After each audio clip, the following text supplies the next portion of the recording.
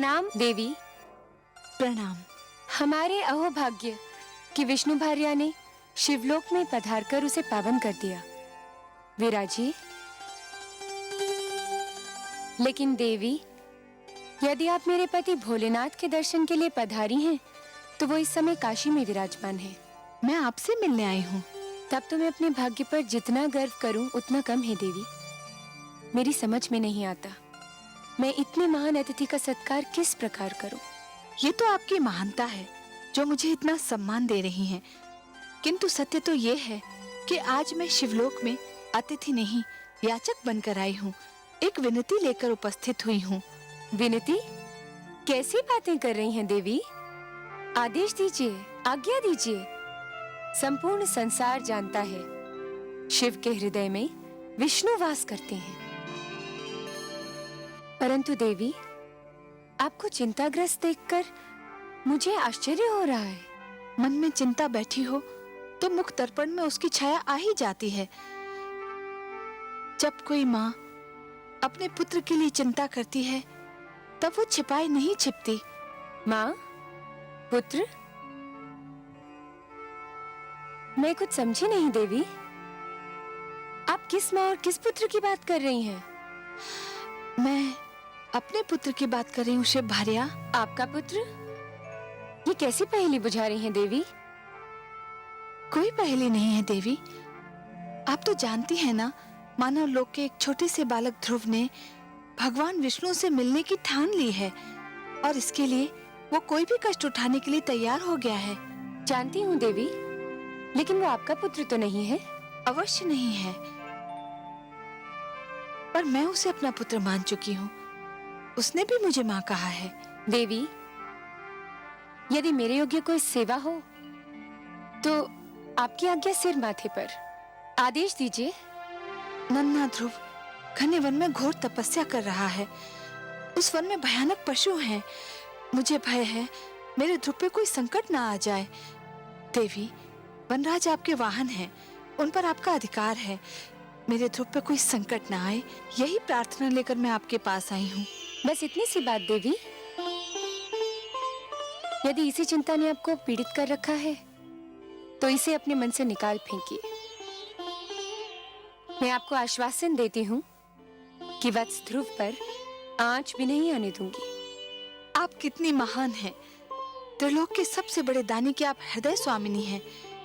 आपका हृदय इतना विशाल है कि जो भी आपसे सहायता मांगने आता है उसे आप निराश नहीं करती। अब मुझे विश्वास हो गया है कि मेरे ध्रुव का अमंगल नहीं होगा। आपकी जय हो देवी पार्वती, जय हो।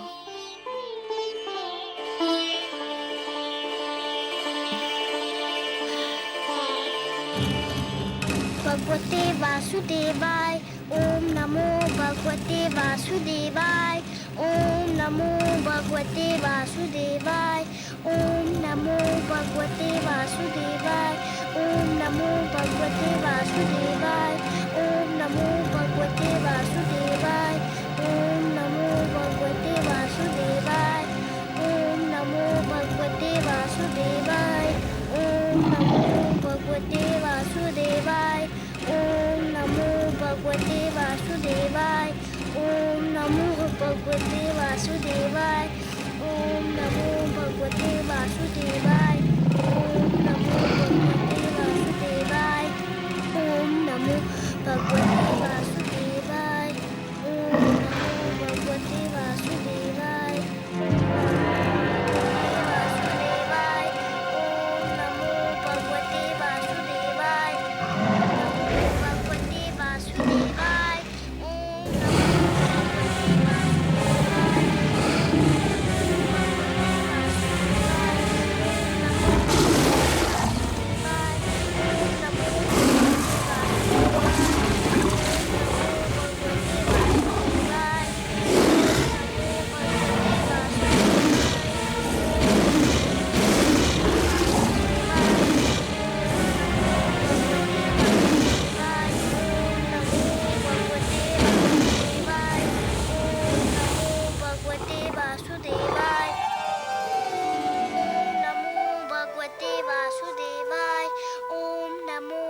धन्य हो पुत्र, तुम्हारी ये तपस्या, तुम्हारा ये विश्वास, तुम्हारा ये दृढ़ निश्चय, पुत्र, तुम्हारी ऐसी तपस्या से तो बड़े बड़े ऋषि मुनि भी सीख लेंगे। तुम्हारा सदैव कल्याण हो, यही मेरा आशीर्वाद है। तुम्हें सदैव सफलता मिले पुत्र, यही मेरी कामना है।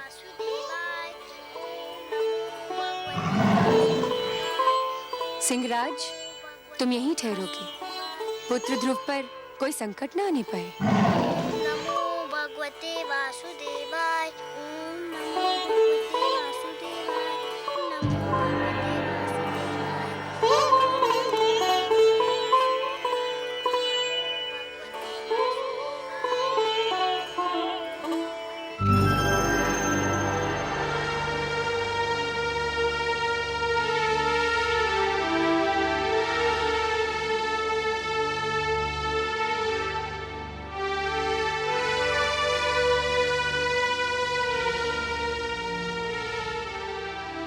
आइए देवी, पधारिए। कहिए कैसा रहा आपका ध्रुव अभियान? आपकी कृपा से भोलेनाथ, ध्रुव को कोई हानि नहीं पहुंची। वो बाल बाल बच गया। मैं सही समय पर वहां पहुंच गई थी। परंतु देव, मेरे आश्चर्य की सीमा ही नहीं रही ये देखकर कि बालक ध्रुव ने इतना सब कुछ हो जाने के पश्चात भी आंख तक नहीं खोली, जैसे कि उसे ज्ञान ही न हो कि वो किन संकटों में घिरा हुआ है। वातावरण से अनजान वो बालक आंखें मूंदे दृढ़ संकल्प के साथ मंत्र जाप करता रहा। इसमें आश्चर्य की क्या बात है देवी? ध्रुव का तो अर्थ ही होता है अटल और दृढ़ निश्चय। जो अटल है वो ध्रुव है, जिसे कोई अपने स्थान से डिगा नहीं सकता, वही ध्रुव है। कितने भाग्यशाली होंगे वो माता पिता देव, जिनका वो पुत्र है। देवी, भाग्य की परिभाषा सभी अपने अपने ढंग से और अपनी अपनी स्थिति के अनुसार करते हैं। बालक ध्रुव के माता पिता अवश्य भाग्यशाली हैं, किंतु यह सत्य अभी तक उन पर विदित नहीं हुआ है। वे स्वयं को इसलिए अभागे समझ रहे हैं क्योंकि उनका पुत्र, उनकी आंखों का तारा उनकी आंखों से ओझल हो गया है। तनिक देखिए तो क्या दशा हो रही है उन बेचारों की।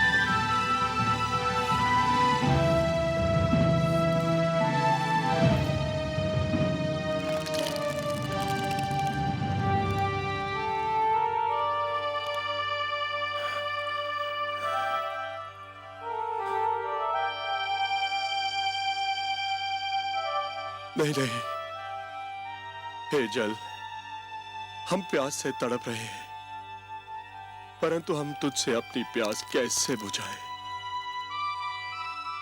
ना जाने हमारे लाडले पुत्र ध्रुव की प्यास तूने बुझाई है या नहीं। कहीं ऐसा ना हो कि हम तुझसे अपनी प्यास बुझा लें और हमारा पुत्र तेरी एक एक बूंद को तरसता रहे। नहीं, हम अपनी प्यास बुझाकर ऐसा पाप नहीं कर सकते, नहीं कर सकते, नहीं कर सकते।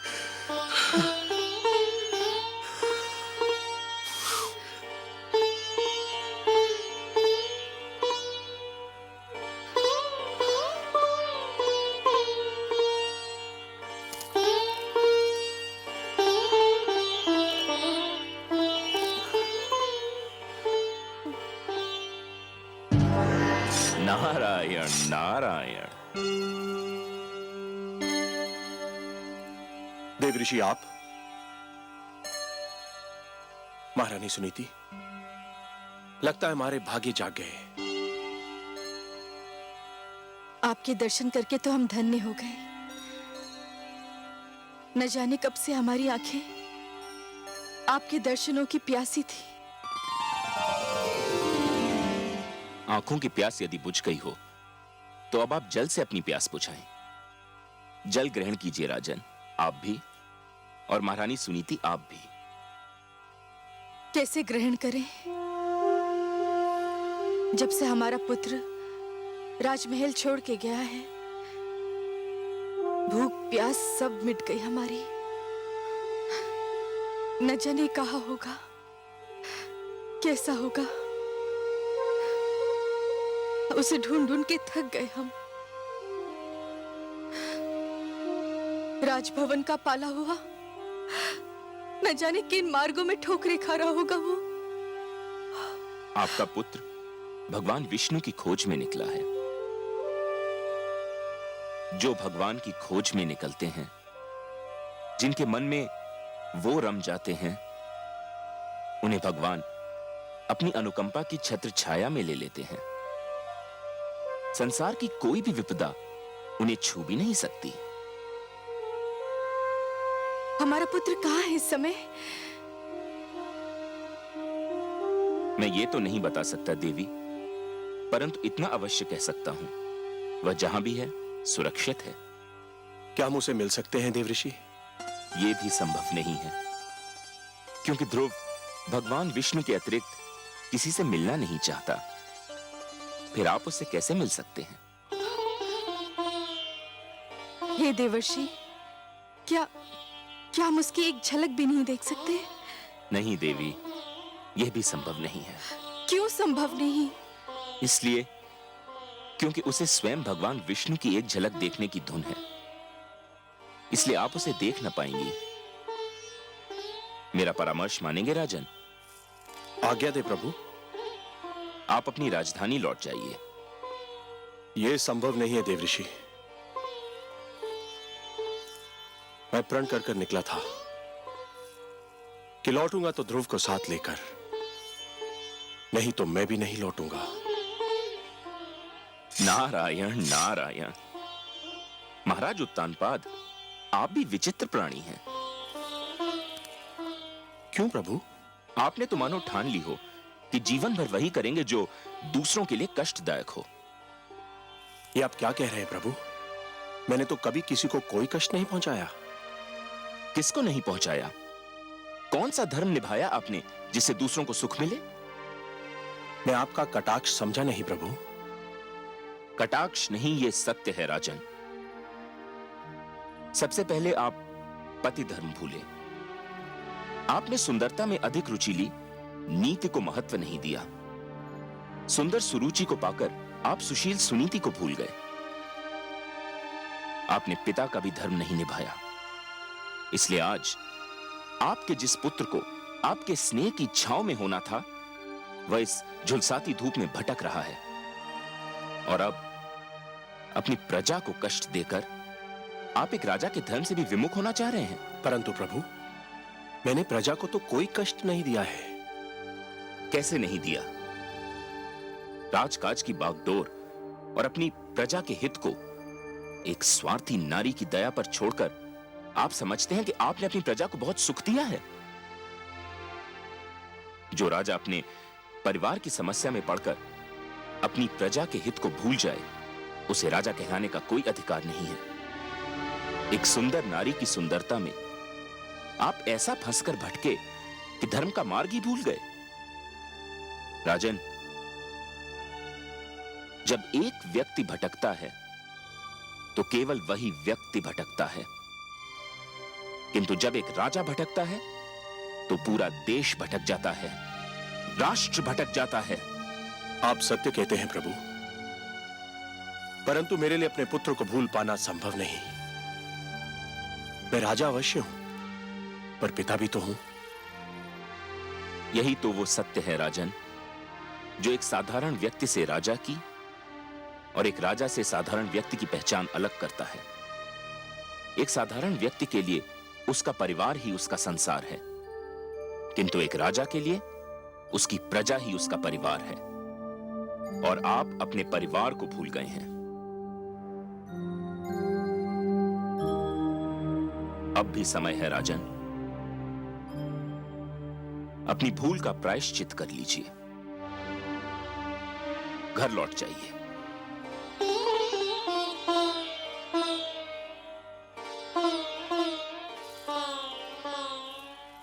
देवर्षि, आप तो मेरे पूज्य पितामह हैं, सृष्टि के सबसे महान पथ प्रदर्शक हैं। आपने तो सदैव ही भटकों को मार्ग दिखाया है। आपने मुझे भी धर्म का मार्ग दिखाया है। मुझे मेरी भूल बताकर आपने बड़ा उपकार किया है। प्रणाम है आपको, बारंबार प्रणाम है। आपकी आज्ञा शरोधार्य करके मैं अपने परिवार, अपनी प्रजा के पास वापस लौटता हूं।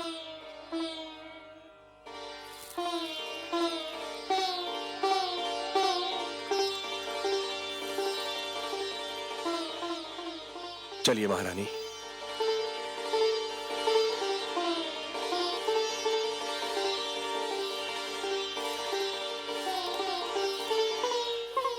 चलो, माता पिता को तो सद्बुद्धि मिल गई। अब देखें ध्रुव की स्थिति क्या है। नारायण नारायण। ओम नमो भगवते वासुदेवाय। ओम नमो भगवते वासुदेवाय। ओम नमो भगवते वासुदेवाय। ओम नमो भगवते वासुदेवाय। ओम नमो भगवते वासुदेवाय। ओम नमो भगवते वासुदेवाय। ओम नमो भगवते वासुदेवाय। ओम नमो भगवते वासुदेवाय। ओम नमो भगवते वासुदेवाय। ओम नमो भगवते वासुदेवाय। ओम नमो भगवते वासुदेवाय। ओम नमो भगवते वासुदेवाय। ओम नमो भगवते नारायण वासुदेवाय। नारायण। गुरुदेव, भगवान विष्णु अब तक नहीं आए। आपने तो कहा था कि इस मंत्र का जाप करोगे तो भगवान विष्णु अवश्य आ जाएंगे। वे तो अब तक नहीं आए। पुत्र, इतना सरल समझ लिया है भगवान विष्णु का इस धरती पर आना? बड़े बड़े ऋषि मुनियों ने तो अपना सारा जीवन इसी तपस्या में लगा दिया, किंतु कुछ ही के भाग्य में भगवान विष्णु के दर्शन लिखे थे। तुम्हारी तपस्या तो अभी प्रारंभ हुई है। मुझे और कितनी तपस्या करनी होगी उनके दर्शन पाने के लिए? वत्स, फल अपने निर्धारित समय पर ही पकता है। कली भी निर्धारित समय पर ही फूल बनती है। सूर्य, चंद्रमा, प्रभात, संध्या, ये सब एक क्रम चक्र से बंधे हैं। इनका उदय होना, अस्त होना, आना जाना, ये सब निर्धारित समय से ही होता है। तुम्हारी तपस्या सफल होने का समय भी अवश्य आएगा पुत्र, पर तुम तो अभी से घबरा गए। घबराया नहीं गुरुदेव, पर कहीं मेरी तपस्या में कोई कमी तो नहीं रह गई जो भगवान विष्णु अभी तक मेरे पास नहीं आए? तुम्हारी बात में तथ्य है पुत्र। तुमने मुझे सोचने पर विवश कर दिया है, क्योंकि ये तो सत्य है कि मेरे नारायण उन्हीं से प्रसन्न होते हैं जिनके मन में उनके अतिरिक्त किसी का ध्यान न हो, जिनके नेत्रों में उनके अतिरिक्त किसी की छवि न हो, जो उनके दर्शन के अतिरिक्त कोई अभिलाषा न रखते हों, जो सारी कामनाओं का, सारे बंधनों का त्याग कर चुके हों, जो पूर्ण रूप से समर्पित हों। आप ही तो मेरे गुरु हैं, आप ही तो मेरे मार्गदर्शक हैं। आप भी बता सकते हैं कि मैं और क्या करूं जो भगवान विष्णु मेरे पास आ जाए? कुछ पाने के लिए कुछ छोड़ना पड़ता है वत्स, यही विधि का नियम है। मुझे क्या छोड़ना होगा गुरुदेव? तुम बहुत बड़ी वस्तु पाना चाहते हो, अतएव तुमको बहुत बड़ी वस्तु छोड़नी पड़ेगी। आप उस वस्तु का नाम बताइए, मैं उसे छोड़ दूंगा। खाना छोड़ सकते हो? हाँ छोड़ दूंगा, तब तो भगवान विष्णु मेरे पास आ जाएंगे ना। अवश्य आएंगे पुत्र। कोई कितना भी आग्रह करे, कितना भी विवश करे, बस तुम खाने को हाथ मत लगाना। फिर देखो कितना शीघ्र भगवान का मन पिघलता है। अच्छा, तुम अपने मंत्र का जाप आरंभ करो, मैं चला, मुझे कुछ और कार्य याद आ गया है। ओम नमो भगवते वासुदेवाय, ओम नमो भगवते वासुदेवाय, ओम नमो वासुदेवाय, ओम नमो भगवते वासुदेवाय, ओम नमो भगवते वासुदेवाय। आंखें खोलो पुत्र, लो तुम्हारे लिए फल लाई हूँ। मैं नहीं खाऊंगा माते। क्यों, क्या भूख नहीं लगी? लगी है पर मैं कुछ नहीं खाऊंगा। पर क्यों नहीं खाओगे? मेरे गुरु का यही आदेश है। आदेश? क्या आदेश है? क्या कहा देवर्षि ने तुम्हें? उन्होंने कहा है कि यदि मैं खाना छोड़ दूं तो भगवान विष्णु शीघ्र मेरे पास आ जाएंगे। पुत्र तुम अभी बहुत छोटे हो, खाओगे नहीं तो रहोगे कैसे? भूख तुमसे सहन नहीं होगी। मैं सहन करूंगा, सब कुछ सहन लूंगा, भूखा रह लूंगा, पर जब तक भगवान विष्णु मेरे पास नहीं आ जाते मैं कुछ नहीं खाऊंगा। ओम नमो भगवते वासुदेवाय, ओम नमो भगवते वासुदेवाय, ओम नमो भगवते वासुदेवाय, ओम नमो भगवते वासुदेवाय, ओम नमो भगवते वासुदेवाय, ओम नमो भगवते वासुदेवाय, ओम नमो भगवते वासुदेवाय।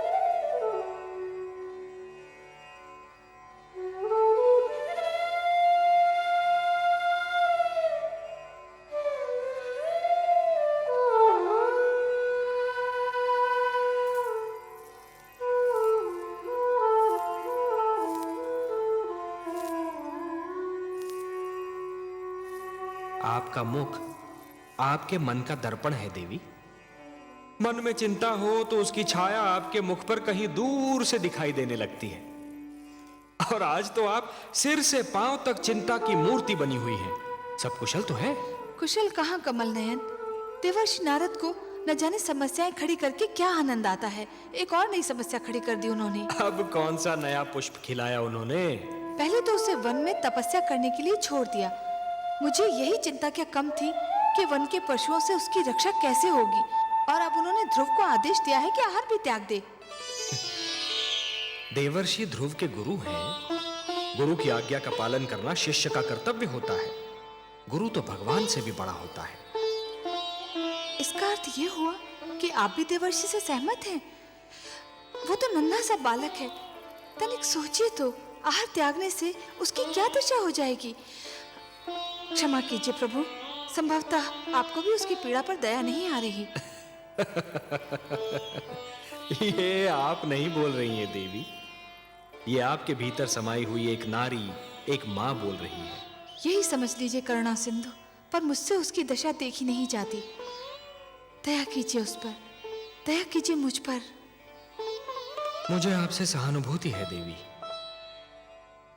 पर मुझे खेद है, मैं पक्षपात नहीं कर सकता। पक्षपात? कैसा पक्षपात प्रभु? धरती पर मनुष्य लोक में मेरे अगणित भक्त हैं। माना कि ध्रुव सर्वस्व त्याग कर मेरा दर्शनाभिलाषी है देवी, परंतु जो मेरे साधारण भक्त हैं उनका भी तो मुझ पर अधिकार है। आप तो जानती हैं देवी कि जो भी सच्चे मन से मुझे पुकारे मैं उसी का हो जाता हूं। तो फिर यह कैसे संभव है देवी कि मैं अपने असंख्य भक्तों को भूलकर केवल एक बालक को कृतार्थ करूं? देवी, सूर्य अपना प्रकाश बांटते समय राजा के महल और दीन की कुटिया में अंतर नहीं करता। वर्षा का बादल मधुवन पर बरसता है तो मरुस्थल की प्यास भी बुझाता है। तो फिर यह कैसे संभव है देवी कि मैं अपने भक्तों में पक्षपात करूं? हे महादेवी, ये मत भूलिए कि ईश्वर भी ईश्वरत्व के नियम से बंधा है, और ईश्वरत्व का नियम है समानता। मेरी दृष्टि में समस्त मानव जाति समान है। मैं धरती पर जा अवश्य सकता हूं देवी, किंतु समस्त मानव समूह के कल्याण के लिए, केवल किसी एक के कल्याण के लिए नहीं। चाहे मेरा ध्रुव भूख प्यास से दम ही क्यों न तोड़ दे।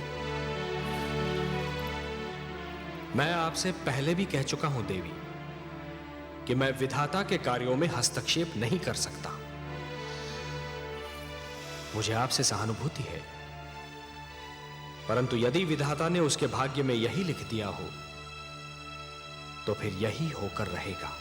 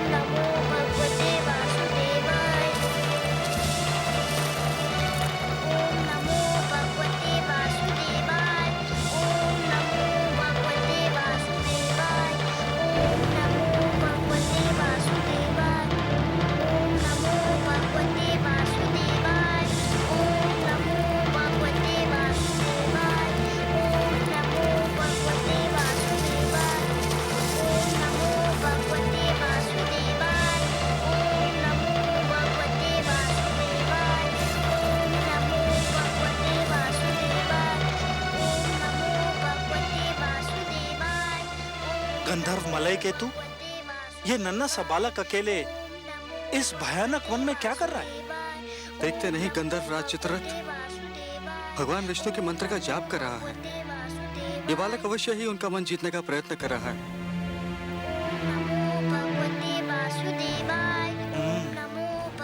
ये तो चिंता का विषय है गंधर्व राज। है तो सही, कहीं इसकी तपस्या हमारे स्वर्ग के स्वामी के लिए कोई संकट ना खड़ा कर दे। तब तो हमें तुरंत देवराज इंद्र को सूचित करना चाहिए। चलो, कहीं देरी ना हो जाए।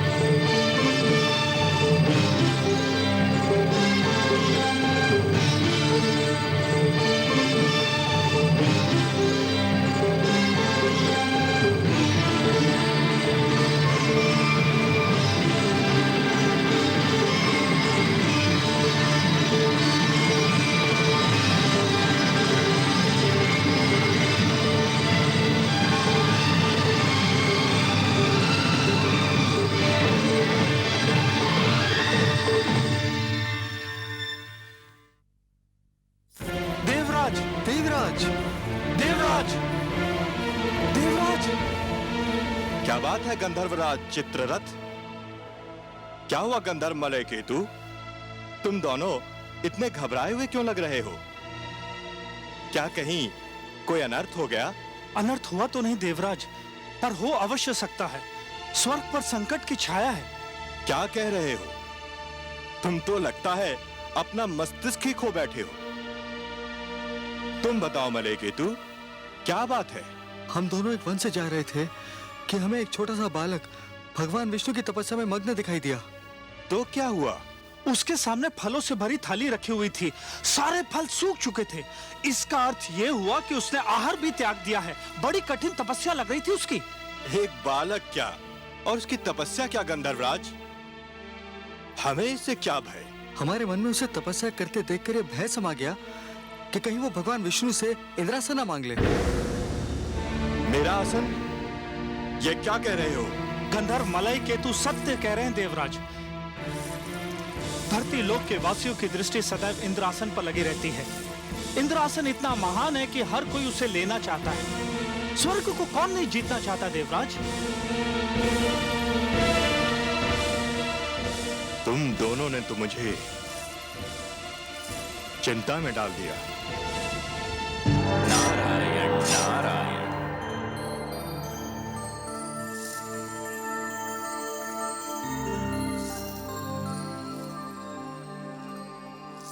बड़ी शुभ घड़ी में पधारे आप देवर्षि।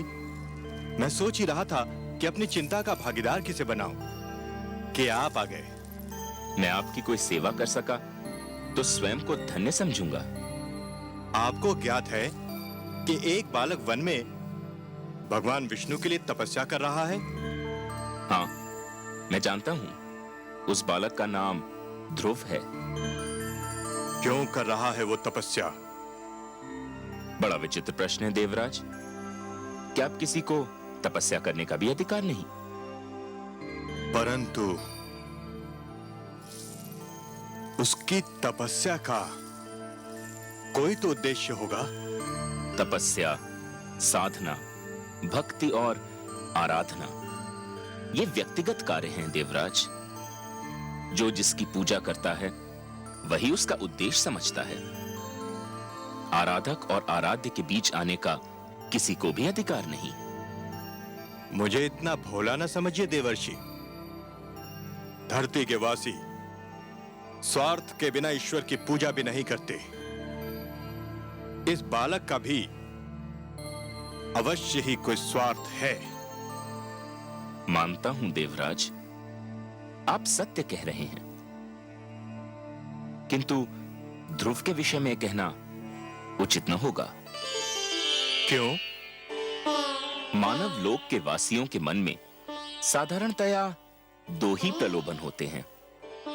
या तो उन्हें सत्ता का लोभ होता है या फिर धन का। ध्रुव महाराज उत्तानपाद का ज्येष्ठ पुत्र है, सो उसे सत्ता का क्या लोभ होगा?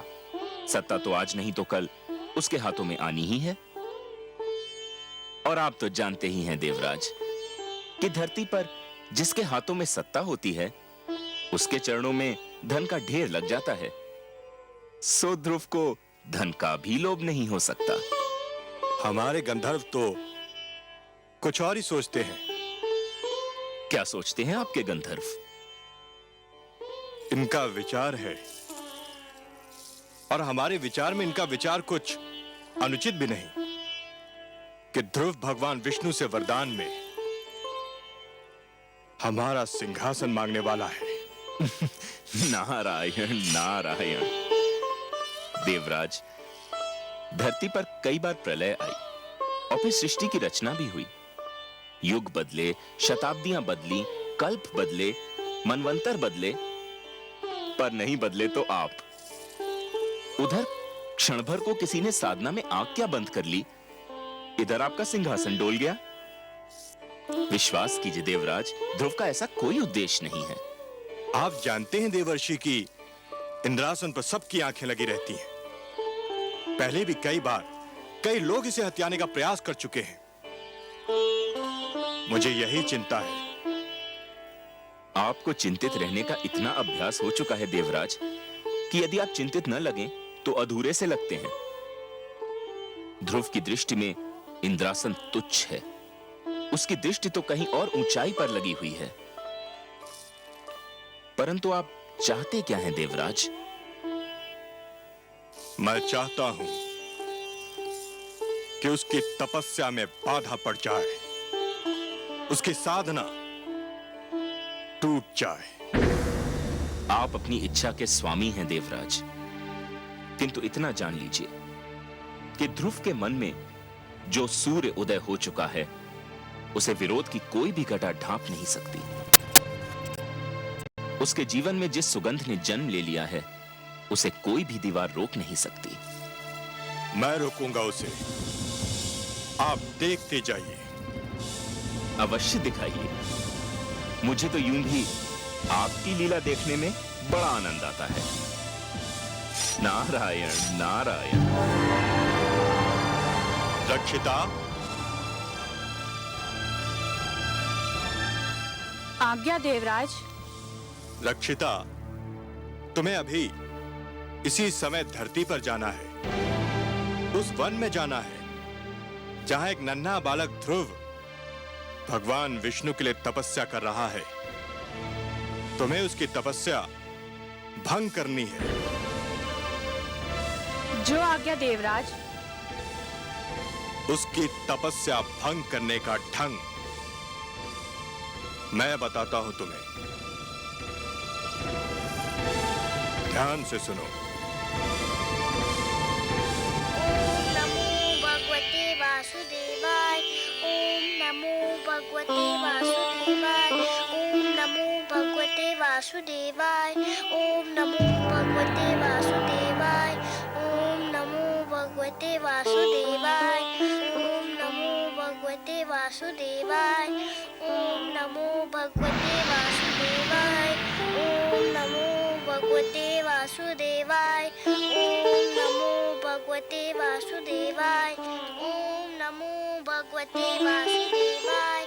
ध्रुव, ओम नमो भगवते मेरे पुत्र, वासुदेवाय। तू यहाँ है ओम नमो और मैं तेरी खोज में न जाने कहाँ भटक रही थी। नमो भगवते वासुदेवाय।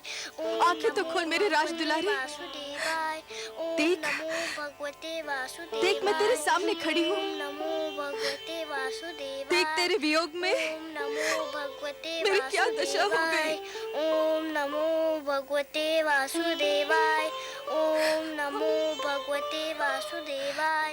ओम अरे, नमो भगवते वासुदेवाय। तू तो मेरी बात ही नहीं सुनता। ओम नमो भगवते वासुदेवाय। पहले मेरी एक पुकार पर मेरे पास दौड़ा चला आता था, मेरी बाहों में समा जाता था। ओम नमो भगवते वासुदेवाय। ये तुझे क्या हो गया है ध्रुव? ओम नमो भगवते वासुदेवाय। ओम नमो न जाने किसने जादू टोना कर दिया मेरे राजकुमार पर। ओम नमो भगवते वासुदेवाय। मेरे लाल, बंद कर दे अपनी तपस्या। तेरी इच्छा पूरी हो गई है। महाराज, तुझे अपनी गोद में बिठाने को तैयार हो गए हैं। तेरी विमाता सुरुचि ने भी अपनी भूल स्वीकार कर ली है। चल मेरे लाल, राजमहल तेरी प्रतीक्षा कर रहा है। ओम नमो भगवते वासुदेवाय। ओम नमो भगवते वासुदेवाय। हाय मेरे भाग्य, मेरी आंखों के तारे, मेरे मन के चैन। ये तेरी आयु नहीं तपस्या करने की, अभी तो तेरे खेलने कूदने के दिन है। तूने अभी जीवन में देखा ही क्या है?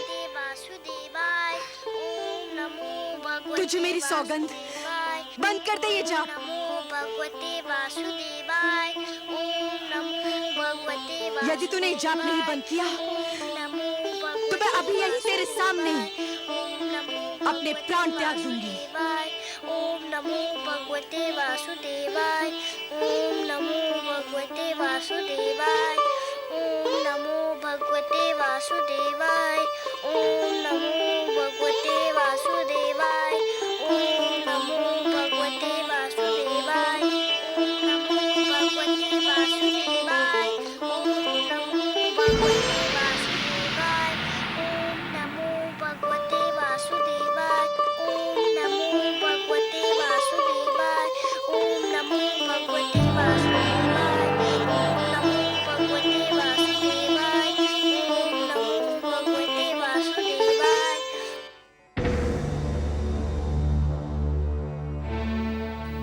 तुमने खाना छोड़ दिया है, यदि पानी पीना भी छोड़ दो तो भगवान विष्णु और भी शीघ्र तुमसे मिलने आ जाएंगे।